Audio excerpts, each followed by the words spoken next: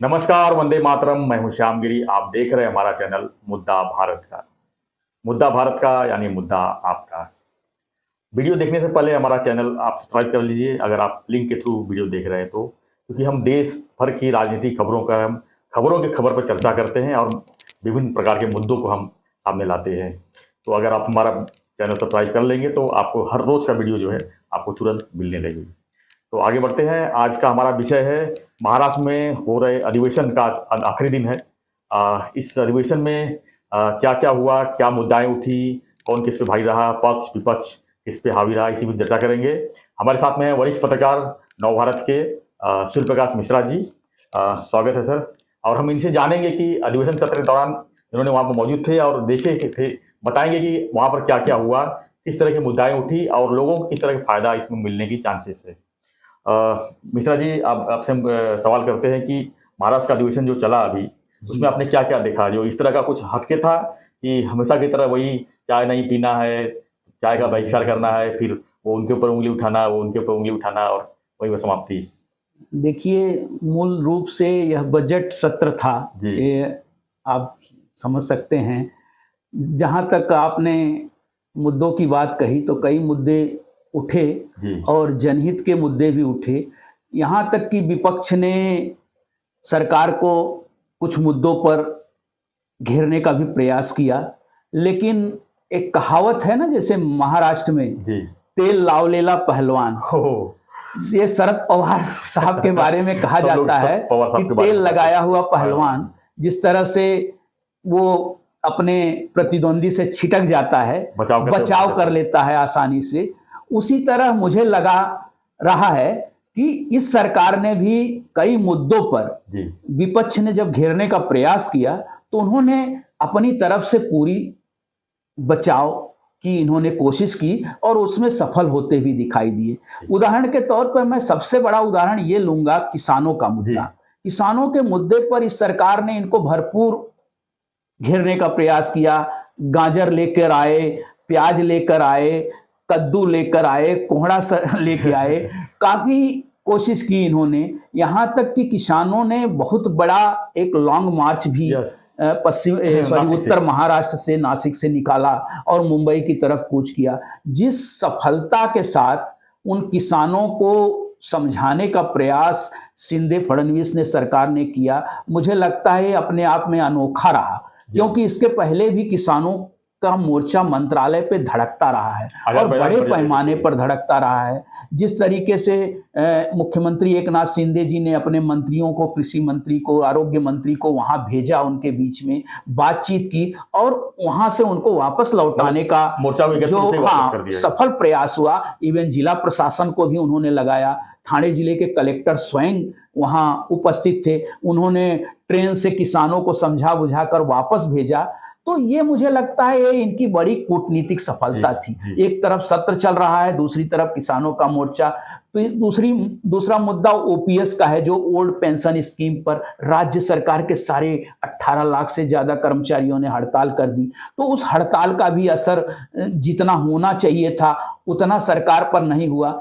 वही मैं कहता हूं ना कि जैसे तेल लावलेला पहलवान तेल लगाए पहलवान की तरह आसान लागू था। अब फडणवीस और शिंदे साहब के ऊपर ये लागू हो रहा है कि वो विपक्ष को एकजुट होने ही नहीं देते या विपक्ष के मुद्दे को अपने ऊपर हावी नहीं होने देते और आसानी से इन्होंने निकाला। अब जैसे ओपीएस के मुद्दे पर भी उन्होंने, ओल्ड पेंशन स्कीम के मुद्दे पर भी इन्होंने समिति गठित कर दी और मामला वहीं का वहीं रह गया।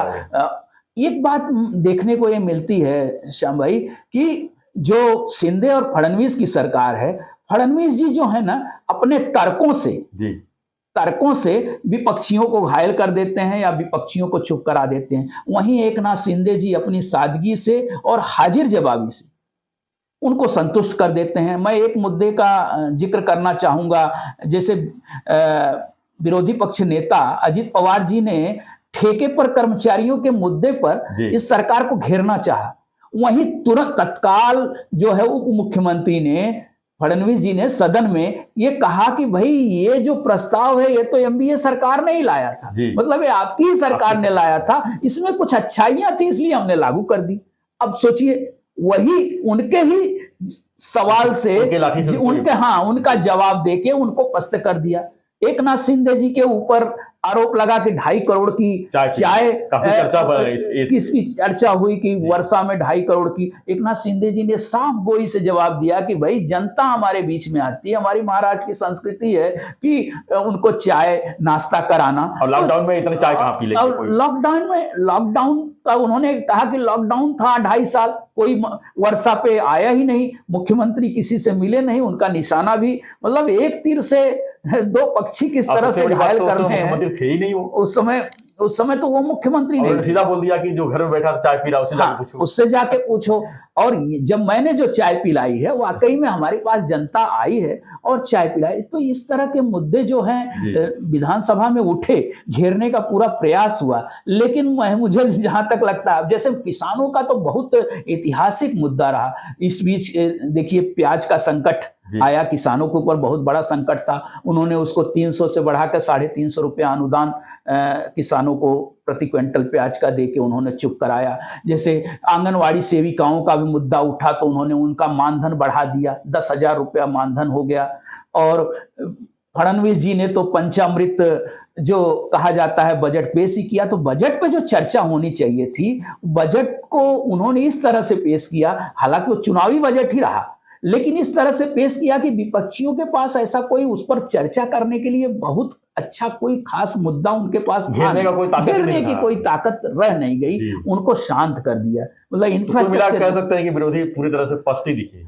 पस्त तो दिखे, पस्त नहीं दिखे, उत्साह रहा, मुझे लगा कि उत्साह था। देखिए विरोधी पक्ष नेता जो हैं अजीत पवार जी बहुत सुलझे हुए नेता हैं, पूरी महाराष्ट्र की राजनीति का बहुत बड़ा अनुभव उनके पास है, उन्होंने घेरने का भरपूर प्रयास किया। हाँ, मैं कहीं कहीं देखता हूं जैसे शिवसेना के 10-12 विधायक बच्चे हैं उद्धव की पार्टी के, जो तो उन्होंने उस तरीके से वो घेर नहीं पाए क्योंकि उनके ऊपर उल्टा काफी दबाव दुनिया भर का, उसको ईडी बोलिए, सीआईडी कहिए या जो उनके ऊपर बहुत सारा दबाव रहता है। लेकिन कांग्रेस के भी 1-2 नेता ही मुखर रह चुके, जैसे प्रदेश अध्यक्ष हैं उनके, और उनके विरोधी पक्ष हैं दानवे जी हैं, और पूर्व मुख्यमंत्री ने भी 1-2 अच्छे मुद्दे उठाए चौहान जी ने, लेकिन सारे को दम नहीं रहा सारा जवाब उन्होंने जिस तरह से ये चलाया। लेकिन मुझे ये देखा हमने इस सत्र में कि पूरी तरह से मुख्यमंत्री और उप मुख्यमंत्री ही हावी रहे और उन्होंने पूरी तरह सदन को चलाया और ढंग से चलाया, जबकि बाकी मंत्री जो हैं इनके इस सरकार में उतने प्रभावशाली नहीं दिखते। ये है कि मोर्चा संभालने में ये जोड़ी जो है ये माहिर है, ये आगे आके मोर्चा संभाल लेते हैं और विरोधियों का जवाब देते हैं, और विरोधी को संतुष्ट करना दोनों नेताओं को आता है, ऐसा मुझे लगता है। मिश्रा जी, एक सवाल यहाँ पर था, काफी चर्चा के विषय रहा है कि मुख्यमंत्री के इलाके के जो जितेंद्र आव्हाड है उनका दोनों जन का वहां पर काफी फाइट देखने को ऐसा लगा कि मिलेगा, क्योंकि महेश अहीरे को लेकर काफी विषय बना हुआ था और विषय वहां पर अधिवेशन में उठा है। तो उसके बारे में क्या कहेंगे? Mahesh Ahire versus Jitendra Awhad versus Eknath Shinde. बिल्कुल सही बात है। थाने के एक अधिकारी कहिए या अधिकारी, तो उनका अधिकारी पद पर प्रमोशन हुआ, प्रभार मिला, लेकिन उनका जो मुद्दा है बड़ी साफगोई से जितेंद्र आव्हाड जी ने उठाया। इवन सत्ताधारी पार्टी के विधायक संजय केलकर जी ने इस मुद्दे को बहुत जोर शोर से उठाया है, और ये वाकई में ये दुर्भाग्यजनक बात है थाने में। और उस पर देखिए उप मुख्यमंत्री देवेंद्र फडणवीस जी ने सीआईडी जांच का भी आदेश दिया।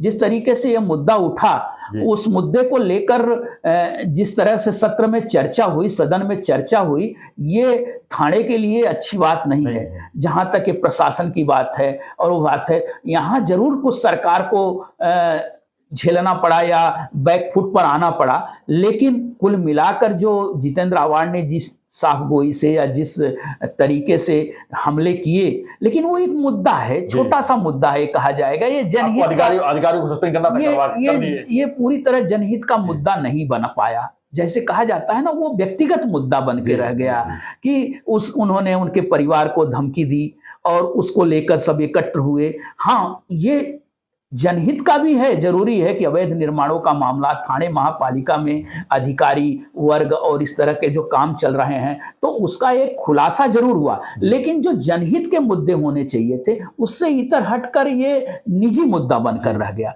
और उस पर देवेंद्र फडणवीस जी ने सीआईडी जांच बैठाने की उन्होंने घोषणा की। और बाकी कुल मिलाकर जो जनहित के मुद्दे सदन में जिस तरीके से चर्चा होनी चाहिए, मैं समझता हूं कि बजट पर भी उस तरीके से चर्चा विपक्ष नहीं कर पाया। जो उन्होंने जो बजट दिया, हालांकि बजट बहुत अच्छा उन्होंने दिखाने का प्रयास किया, पंचामृत योजनाएं, इंफ्रास्ट्रक्चर पे बहुत ज़्यादा राशि, इवन किसानों को जो सम्मान निधि की घोषणा की, मतलब पूरी तरह वो किसान, आम आदमी और शहरी दोनों का एक जो समन्वय होता है ना सर, तो उस पर बजट पूरी तरह। और देखिए एक सबसे बड़ी खासियत है कि इन मुद्दों पर मुख्यमंत्री और उप मुख्यमंत्री जी ने कानून व्यवस्था प्लस वित्त दोनों अपने पास देखिए रखा है। सीएम साहब ने अपने पास, मुख्यमंत्री हैं, नगर विकास है, तो जिस तरीके से ये दोनों का समन्वय है ना, ये जोड़ी है ना, तो ये विपक्ष को हावी नहीं होने देना चाहते और ये विपक्ष के सवालों को तुरंत वहीं का वहीं, दूध का दूध पानी का पानी करने का प्रयास करते हैं। पूरे दिन अधिवेशन चली है, सबसे बड़ी सबसे बड़ी चीज है अधिवेशन चला और उन्होंने अधिवेशन पे विपक्ष ने भी मुद्दे उठाए, इन्होंने उस मुद्दों का सोल्यूशन दिया, जवाब दिया। और अब देखिए पूर्व मुख्यमंत्री अशोक चौहान जी ने एक मुद्दा उठाया था रेलवे का, तत्काल मुख्यमंत्री जी ने कहा कि नहीं, बिल्कुल ये होना चाहिए, हम इसके लिए प्रयास कर रहे हैं। वित्त और नियोजन विभाग की हमने इस पे क्वेरी मंगाई है और उन्होंने कहा कि किस तरह से हम सेंट्रल गवर्नमेंट के साथ मिलकर रेलवे के मुद्दों पर, रेलवे भी महाराष्ट्र में अगर चलती है तो महाराष्ट्र की जनता को उसका फायदा होता है, तो किस मुद्दों को लेकर हमें सजग रहना चाहिए, सचेत रहना चाहिए। उन्होंने विपक्ष को अपने जवाब से संतुष्ट करने की कोशिश की, जहां तक दिखा बहुत ज्यादा टकराव नहीं दिखा, बहुत ज्यादा उन्हें विपक्ष ने घेराव करने की कोशिश की। इवन देखिए किसानों के मुद्दे पर, प्याज के मुद्दे पर सीएम एकनाथ शिंदे जी और पूर्व जो उप मुख्यमंत्री हैं नासिक के, जो अपने विधायक हैं, उनसे साथ काफी उनका बात भी हुआ, लेकिन उन्होंने काउंटर किया और 350 रुपया किसानों को, प्याज किसानों को मिला और किसान भी अपनी जगह खुश हो गए। आज अंतिम दिन है और आसानी से ये पार कर गए। मेरा तो मानना है कि ये सत्र जो है, बजट सत्र जो है, बहुत सफल कहने का मतलब है, सफल मतलब राजनीतिक दृष्टि से सफल रहा। मैं उसको आम जनता की दृष्टि से कितना सफल रहेगा वो तो चलता रहता है। देखिए सरकारें चलती हैं, प्रशासन काम करता है, वो चीजें हैं, लेकिन आप जब मौके पर सदन में किस तरह सरकार को घेरते हो, उसको किस तरह कितनी परेशानियों में लाती होती है, तो उसमें वो उतने सफल नहीं हुए, ऐसा मुझे लगता है। धन्यवाद मिश्रा जी। तो हम चर्चा कर रहे थे कि महाराष्ट्र में चल रहे अधिवेशन के ऊपर, आज अधिवेशन का आखिरी दिन है, तो उसमें क्या क्या मुद्दाएं उठी, किस तरह का मुद्दे रहा, किस तरह कुछ लोगों के फायदे के लिए किस तरह बातें हुई, इसी पर हम चर्चा कर रहे थे। आपको हमारा ये वीडियो कैसा लगा हमें जरूर कमेंट बॉक्स में लिखिए। आपके भी कोई विचार हो तो हमें कमेंट बॉक्स में लिख के पूछ सकते हैं और हमारे साथ बने रहिए, देखते रहिए हमारा चैनल मुद्दा भारत का। धन्यवाद मिश्रा जी, धन्यवाद सबका।